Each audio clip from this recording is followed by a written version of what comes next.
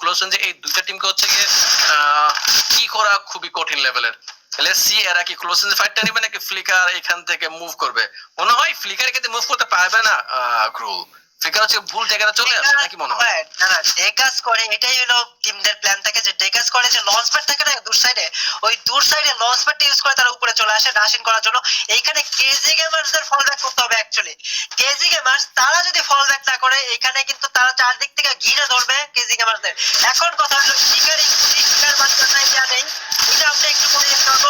KG গেমার্সের already KG gamer knock already charging করে ফেলছে প্রান্ত, প্রান্ত কিন্তু দূর থেকে চার্জিং করে ফেলছে। রিপাক মেবি ভেন্ডিং এ দাঁড়িয়ে থেকে তার টিমমেটটাকে রক করে দিবে। প্রান্ত শর্ট রেঞ্জে, প্রান্ত এবং ব্লেডের মধ্যে ফাইট দেখতে পাচ্ছি। রাজ ভাই কিন্তু চার্জিং করতেছে, মেকো রিফাত এদের মধ্যে ফাইট করতেছে। ফাইট থেকে আমরা দেখি টাইপ প্লেয়ার কিন্তু শিকার আছে ড্যাপ পাচ্ছে। রাজ ভাই চার্জিং করতেছে, একজন নক আমরা দেখতে পাচ্ছি। প্রান্ত একজন নকডাউন, কিন্তু একেবারে দুইজন প্লেয়ার নকডাউন। থার্ড প্লেয়ার মিকা, মেকাও কিন্তু নকডাউন।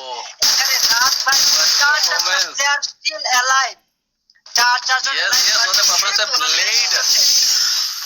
কি একটা রাশ করলেন, সেখান থেকে 3টা কিল করে নিয়েছে। এরকম গেম প্লে দরকার ছিল বর্তমানে, রাতের দরকার এরকম গেম প্লে। ওদের আর